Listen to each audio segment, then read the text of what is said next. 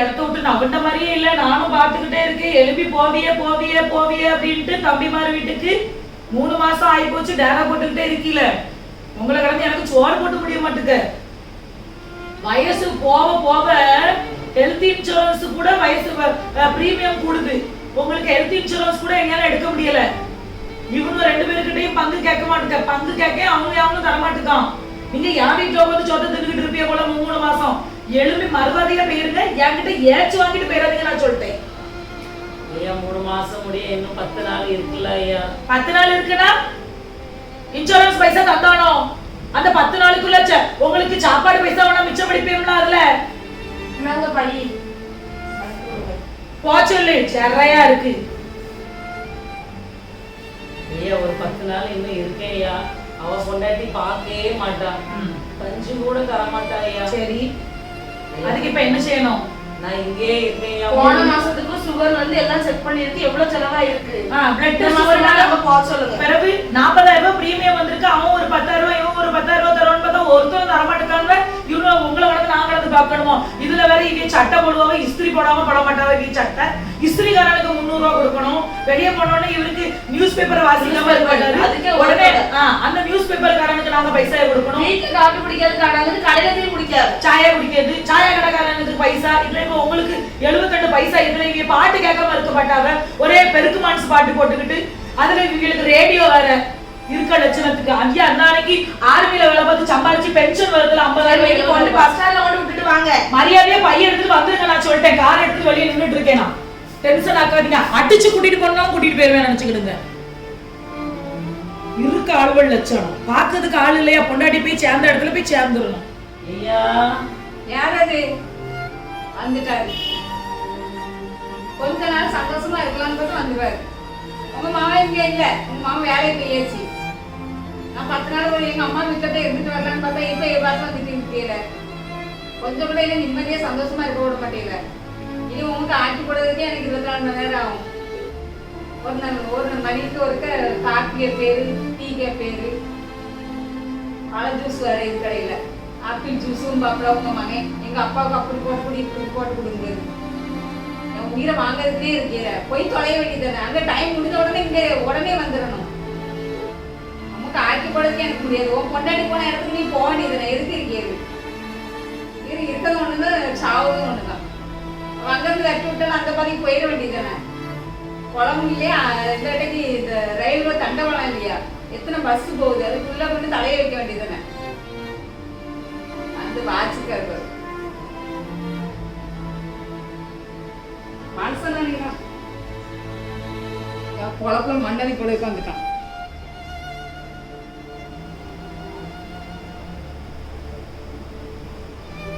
Hello ஐயா. அப்பா வீட்டுக்கு வந்துட்டேன். ஆமா அண்ணே வெளியே போகணும்னு சொன்னாமா.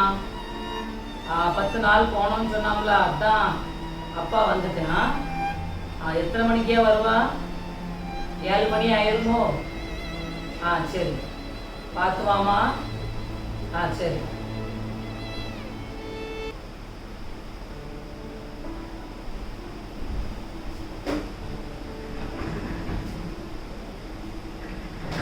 கோலம் பொங்கலை நீ குடல எடுத்து கறி வைக்கலான்னு பார்த்தேன். இந்த கஞ்சி நேரத்துல கஞ்சி தான் இருக்கு. தேவைன்னா குடி, இல்லை சும்மா ஆயிடும்.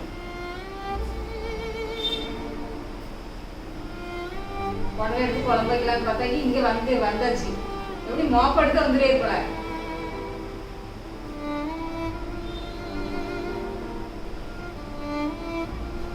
கஞ்சி குடி, அப்பதான் கும்புற ஆரம்பம்.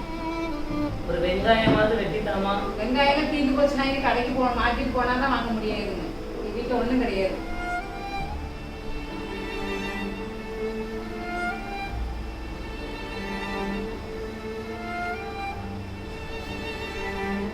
சாப்பிடும் அப்பதான் கும்புற ஆரம்பம்.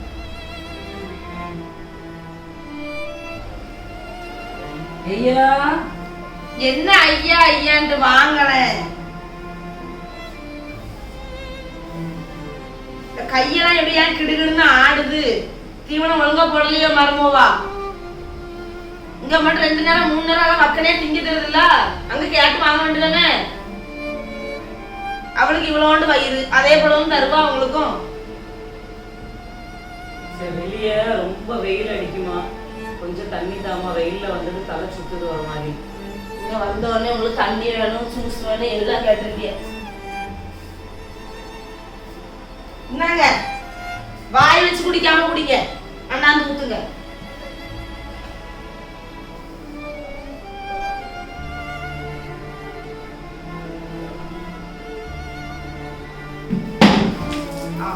நினைச்சு இது யார் தொடைப்பா? எனக்கு வேலை. நானே தொடச்சதம்மா, நானே தொடச்சேன்.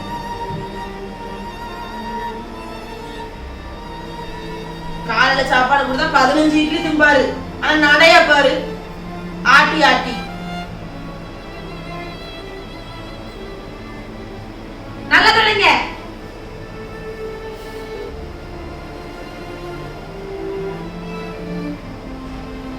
நாங்க கொஞ்சம் எடுத்துக்கிறேங்க.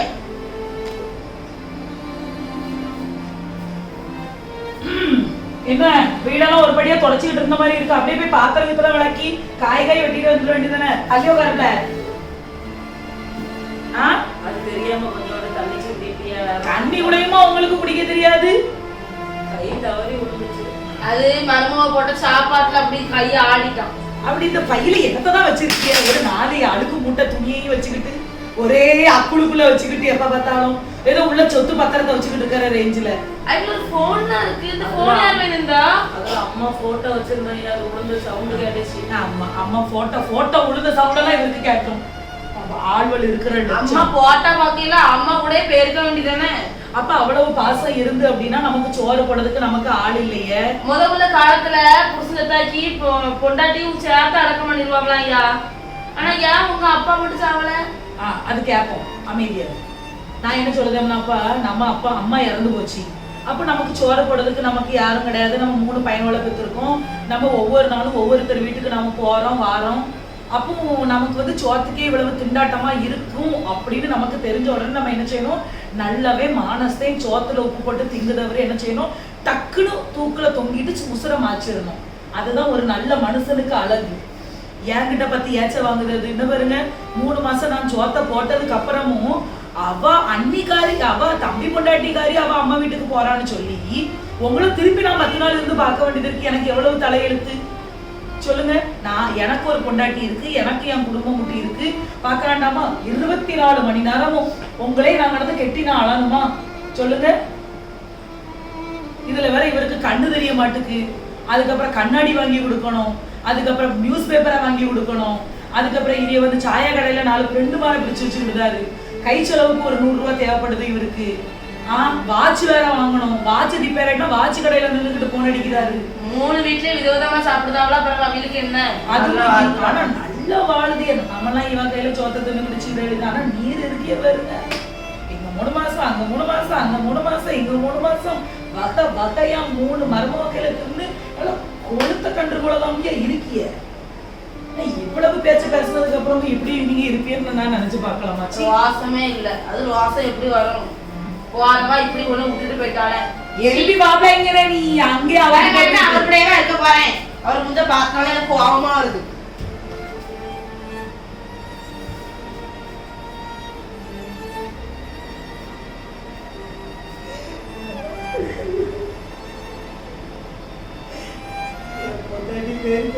நானும் பேருந்தே விட இடி விட்டு எங்க பாடுபட வேண்டும். இந்த பிள்ளைகளை எப்படி வளர்த்தேன், நான் எப்படி எல்லாம் வளர்த்தேன். இந்த 3 பிள்ளைகள் பிறந்திருக்கும் போது ஆம்பளை பிள்ளை பிறந்திருக்கு. உங்களுக்கு என்ன நேம் போற, உங்களுக்கு என்ன நேம் போற 3 சிங்க குட்டின்னு சொல்ல. இப்ப இது 3 சிங்கமும் என்னைய கடி கடி என்னைய பீறி போடுது. கடவுளே, சாவு வந்துட்டா எனக்கு நல்லா இருக்கும். நான் தனியா இருந்து ஒவ்வொரு பிள்ளை வீட்டுலயா 3 மாசமா சுத்தி கிடையாது. இந்த நிலமா ஆண்டவரே யாருக்குமே வரக்கூடாது.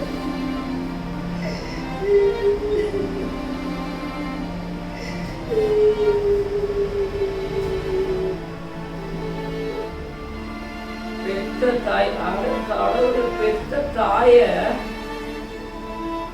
ரோட்ல கொண்டு விட்டுருக்கான். நம்ம தான் நினைச்சோம் பிள்ளைகளை பெத்துட்டு நம்ம 3 மாசம் அங்க 3 மாசம் இங்க நினைச்சோம். இவன் இப்படி மனசார போய் ரோட்ல விடுவானா? இப்போ உள்ள பிள்ளைகளை எங்க பாக்குது தாய் தோப்பன?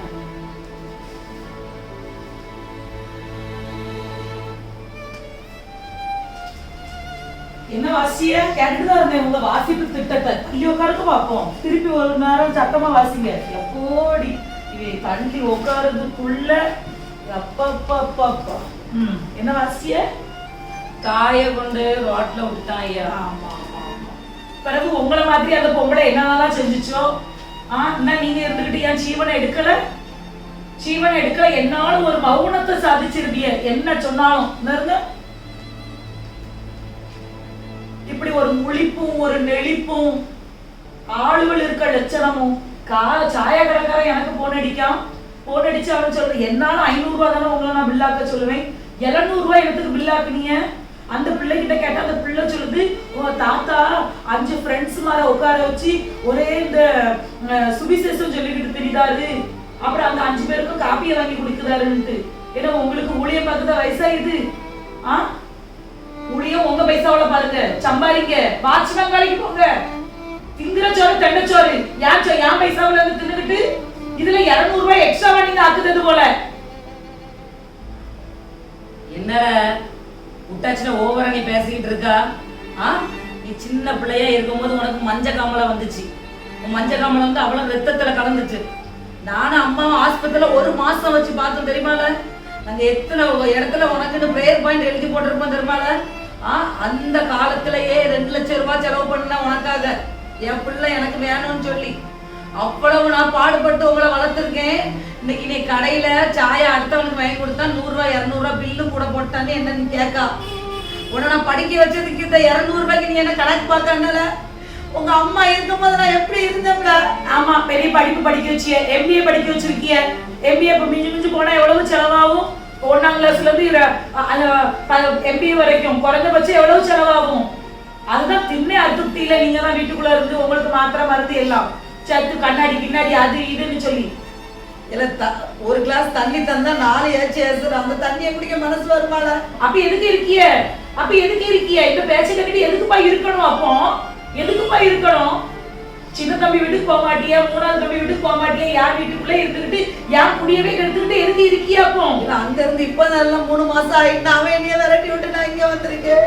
அப்போ அங்க தானப்பா நீங்க இருக்கணும். தேவையில்லாம இங்க வந்து இருந்துகிட்டு என் உசுரை கடத்தி என் குடியை கெடுத்துக்கிட்டு இருக்கிய. 3 மாசம் ஆனோடனே அவன் பையன் தூக்கி என்னைய விரட்டி விட்டுருந்தான். சின்னவன் வீட்டுக்கு போனா அவன் 3 மாசம் ஆகுதுல அவன் கொண்டாட்டி என்னைய விரட்டி விட்டுருந்தான். ஏன்னா 3 பிள்ளைகளை நான் ஒரு ஆளா வளர்த்தேன். நானும் அம்மாவும் சேர்ந்து ஒரு ஆளா 3 பிள்ளைகளை வளர்த்தோம். ஆனா இப்ப நான் ஒத்தைக்குதாங்க இருக்கேன். உங்க 3 பேரால எங்கேயும் பார்க்க முடியல. அங்க எங்கேயுமா தள்ளி அங்க விடுதிய நான் வளர்த்ததை நினைச்சு பாருங்க. இந்த அழுவை நீங்க அழ வேண்டாம்ப்பா. சூழ்நிலையை புரிஞ்சு நம்மளே அமைஞ்சுக்கிடணும். பை நிறைய மாத்திரையை வச்சிருக்கிய. ஒரு 50 மாத்திரையை போட்டுட்டீங்கன்னா நைட்டு படுத்த மாதிரி இருக்கும், காலையில நம்ம செத்து போவோம். அப்ப நமக்கு வந்து இருக்க இடம் இல்ல, சாப்பிட இடம் இல்ல, கஷ்டமா இருக்கு அப்படின்னா நம்ம நமக்கு முடிவு நாமளே தேடிக்கிடணும். இயற்கை மரணம் தேடி வராது. நம்ம அடுத்தவங்களுக்கு உபகாரமா இருக்கணும் இல்லையா? பௌத்திரியமா நம்ம இருக்கக்கூடாது என்னைக்குமே. நீங்க 3 பேருக்கு பாரமா தான் இருக்கிய. அவன் குடும்பத்தை கெடுத்துக்கிட்டு. உண்மையில நான் சொல்றேன், எனக்கு வயசாயிட்டு வச்சுக்கிடுங்கப்பா, நான் நடமாடுவேன், வேலைக்கு போவேன். நடமாடுதியே வேலைக்கு போ. ஒரு வாட்ச்மேன் வேலைக்கு போய் ஒரு 10,000 ரூபாய் சம்பளத்தை எடுத்து கொண்டு வந்து கொடுக்க முடியுதா உங்களால? வீட்டுல இருந்து நியூஸ் பேப்பரை படிக்கணும், அதுக்கப்புறம் ஒரே இந்த பிரசங்கத்தை கேட்கறதும், ஒரே பைபிளை வாசிக்கணும், ஒரே அந்த நியூஸ் பேப்பரை வாசிக்கணும், ஒரு 4 ஆளை கூட்டு வச்சுக்கிட்டு சாய கடையில இருந்துகிட்டு சுவிசேஷத்தை சொல்றதும், போற வரோம் எல்லாம் குடிக்காத குடிக்காத குடிக்காத குடி குடியே கிடக்கும். ஆண்டவர் உன்னை ஆசீர்வதிப்பார் ஆசீர்வதிப்பார். முதல்ல ஆண்டவர் உங்களை ஆசீர்வதிச்சுட்டாரான்னு பாருங்க, அப்புறம் ஊழியத்தை செய்யுங்க இல்லையா? அப்ப நம்ம என்ன பண்ணிடணும், போய் சேர்ந்துடணும். ஆண்டவர் உங்களை கூப்பிடுதாரு. என்னைய பார்க்குறது உனக்கு பாரமா இருக்கு. உங்க 3 பேரையும் வளர்க்க நான் பாரப்படல. ஆனா என்னைய பார்க்க பாரமா இருக்கு. சாவுங்க மாத்திரத்துக்கு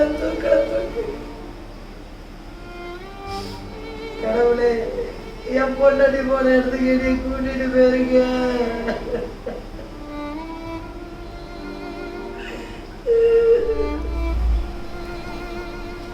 மணி எத்தனமா? மணி போகுது, உங்களுக்கு என்ன? மணி 3:45 ஆயிட்ட. தெரிஞ்சுட்டு கேட்பீங்களோ மணி எத்தனை? இல்ல இப்பதான் பார்த்தேன். வயிறு ரொம்ப பசிக்குமா? இன்னும் மத்தியானம் நீ சாப்பாடே தரலையே. நேரம் ஆகட்டு கொஞ்சம் கொதிச்சு குறுகுறுமையா பார்த்துட்டு இருக்கேன். சிப்ஸ் வேணுமோ? இல்ல சோறு தந்தா நடக்குமா? மணி 3:45 ஆயிட்டுல. வயிறு பசியில ஒரு மாதிரி ரொம்ப நேரம் ஆகும். இப்பதான் வச்சேன் அடுப்புல. தண்ணி கூட எனக்கு கொதிக்கல, நான் அரிசி போடல. நீங்க என்ன பண்ணுங்க, ஒரு பால் பாக்கெட் போய் வாங்கிட்டு வாங்க. அந்த கடை திறக்கணும், அங்க போங்க, ரோட்டுக்கு அந்த பக்கம். மணி 3:45னா இந்த கடை அடைச்சிருப்பாமா? அடைச்சு அங்க போங்கல, ரோட்டு தாண்டி. வெயிலா வேற இருக்குல்ல, அங்க போனோம்னா 15 நிமிஷம் போக. உங்க அழகை யார் மாமா பார்க்க போறா? நீங்க நேரம் கருத்து போனாலும் பிரச்சனை இல்லை, நீங்க போங்க. அங்க இருந்து 15 நிமிஷம் போயிட்டு வரதுக்கும் 15 நிமிஷம் ஆனாலும் 1 மணி நேரமே அவனும் பரவாயில்ல நடக்கும். நீங்க போங்க. சரி, அப்படி சோறை ரெடி பண்ணிடு, நான் வரேன். சரி சரி. எப்ப பார்த்தாலும் சுவாரு.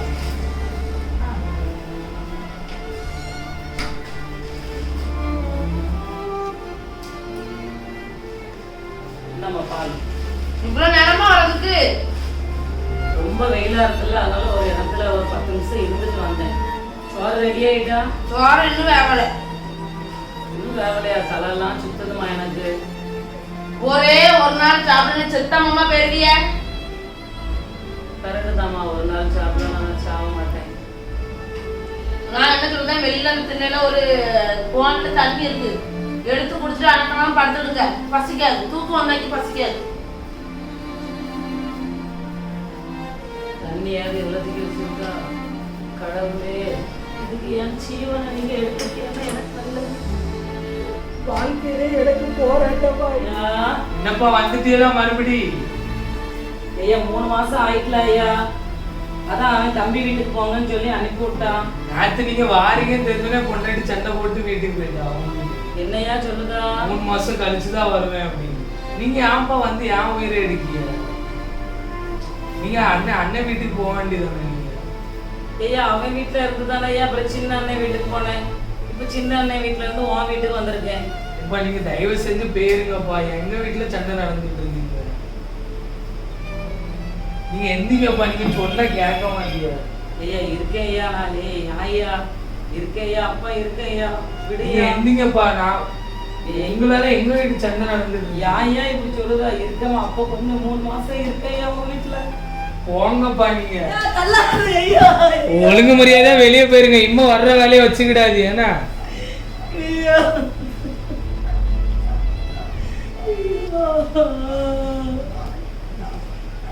போங்க, இம்ம இங்க வராதீங்க. என்ன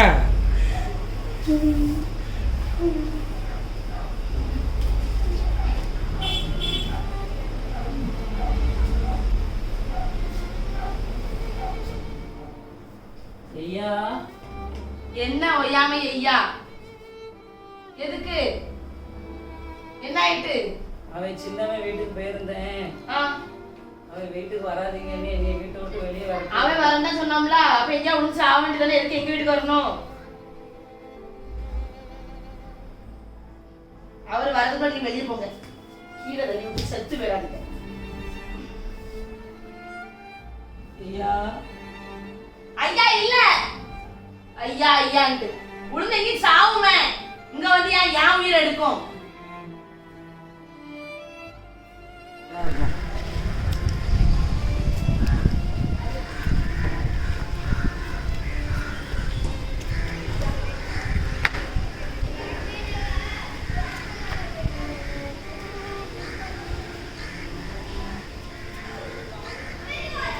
தம்பி ஒரு ஜூஸ் தாமா. கொண்டு வரேன்.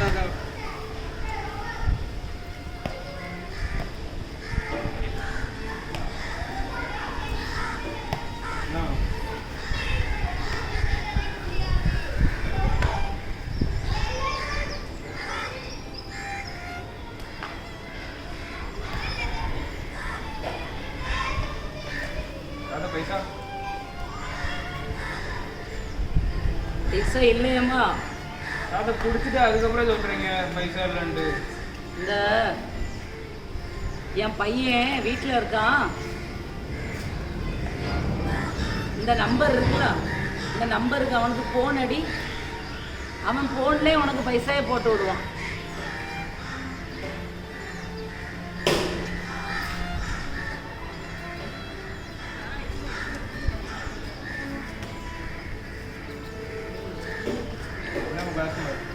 நீ கேளுப்பு ஃபோனில், அது நம்ம சொல்ல தெரியாதுலாமா? ஹலோ ஹலோ அண்ணா, இங்கே ஹலோ சொல்லல யாரு? அண்ணா இங்கே ஒரு தாத்தா வந்துருந்தாங்க ஜூஸ் குடிக்க. அவங்க உங்கள் அப்பான்னு சொன்னாங்க. நீங்கள் வந்து ஜூஸ்க்கு பைசா அனுப்பி விடுவீங்களா? உன் கடைக்கு யாராவது ஒரு வயசான ஆள் வந்து ஜூஸ் குடிக்க வந்துச்சுன்னா உடனே அது எங்கள் அப்பாவாயிருமோ? என்னல பேசிட்டு இருக்கா? அவங்க தான் நம்பர் கொடுத்தாங்க. நான் அவங்கள்ட்ட கொடுக்கேன் போனேன். கத்துறாங்க. ஹலோ, என்னப்பா நீங்க சிறையா இருக்கு எனக்கு. ஒவ்வொரு இடமா போன் அடிச்சுக்கிட்டு இப்போ உங்ககிட்ட துட்டு இல்லைன்னா உங்களுக்கு ஜூஸ் எதுக்கு இப்போ? ஐயா வீட்டில் 4 மணி வரை இருந்தையா, ஓ பொண்டாட்டி சோறே தரல. எனக்கு தலை சுத்திட்டியா, நான் வந்து உளுந்துட்டேன். தலை சுத்தி அப்புறம் உங்களுக்கு உழுதுக்கு ஜூஸ் கடை தான் கிடைச்சிச்சோ, தண்டவளம் கிடைக்கலையோ? தண்டவளத்துல போய் தலையை வச்சு படுத்துற வேண்டியதானே. எனக்கு ஃபோன் அடிச்சு உயிரை எடுத்துட்டு இருக்கீங்க, பைசாய் போடுன்ட்டு. சரியா, இப்போ ஒரு 30 ரூபா அந்த பையனுக்கு ஃபோனில் போட்டு விடுயா. 30 ரூபாயும் கிடையாது, 30,000 ரூபாயும் கிடையாது. அவன் கடையில் போய் இருந்து ஒரு 10 கிளாஸை கழுவிட்டு போங்க. போன வைங்கப்பா நீங்க. செர்ற அளவா இருக்கு எனக்கு. பைசா தருவாங்க இப்போ போடுவாங்க ஃபோனில். என்ன தாத்தா சொல்றீங்க? அவங்க ஃபோனில் ஏதோ கத்திட்டு இருந்தாங்க. இப்போ போடுவாமா. அவன் கோபத்தில் என் பையன் அப்படிதான் கொஞ்சம் கத்துவான். இப்போ போட்டு விட்டுருவாமா. நான் கடையில் தான் இருக்கேன், போட்டோ விட்டு சொல்லிடுங்க. சரிம்மா. தலை என்னான்னு சுற்றுது.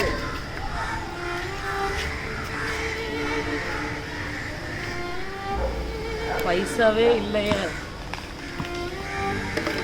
சாயா வேற குடிக்கணும்னாலும் பைசா வேணுமே. ஆனால் அங்கே 2-3 பேர் இருக்காவ. சரி, ஒரு 10 ரூபா 20 ரூபா வேணா கேட்டுட்டு வருவோம்.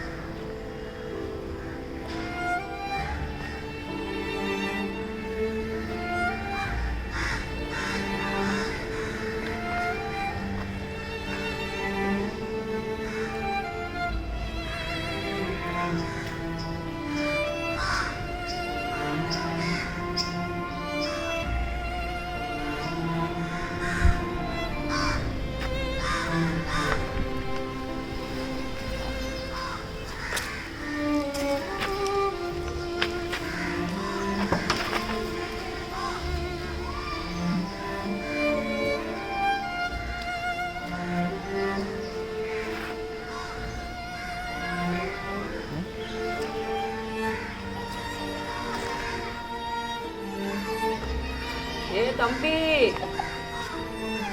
தம்பி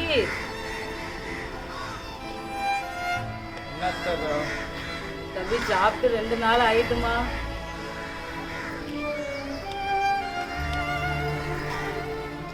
இதுல என் பையன் ஃபோன் நம்பர் இருக்குமா, கொஞ்சம் ஃபோன் அடிச்சுட்டாமா.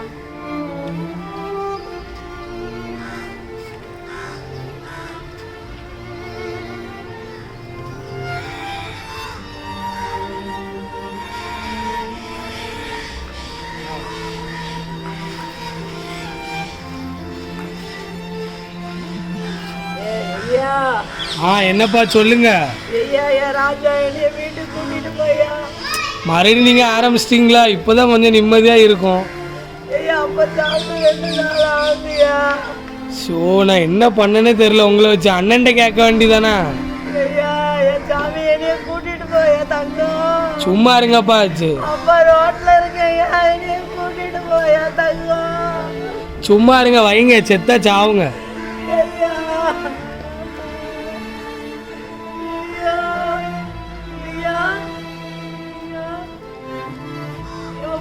சவுண்டே இல்லம்மா. கட் பண்ணிட்டாங்க தாத்தா. கட் பண்ணிட்டானா?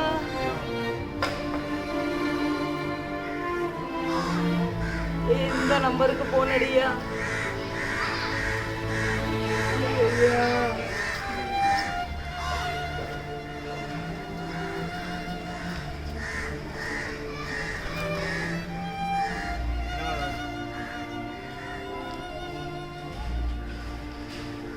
ஐயா ஹலோ, யாரு ஐயா யாரு?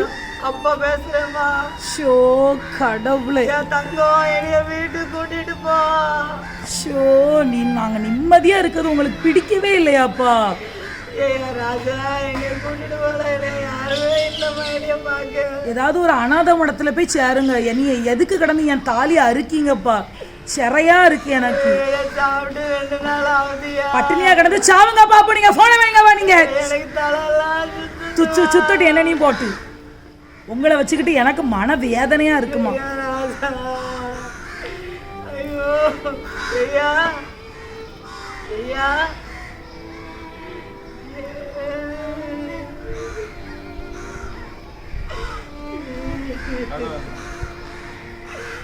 ஐயோ என் பிள்ளைல எப்படியெல்லாம் நான் வளர்த்தேன், என் பிள்ளைல எப்படியெல்லாம் வளர்த்தேன், என் பிள்ளைல எப்படியெல்லாம் வளர்த்தேன். என் பொண்டாட்டி போகும்போதே நானும் பேருந்தோம்னா இதெல்லாம் எனக்கு தேவையா? இனி அனாதையை விட்டுட்டு இப்படி போயிட்டாளே. ஐயோ ஐயோ.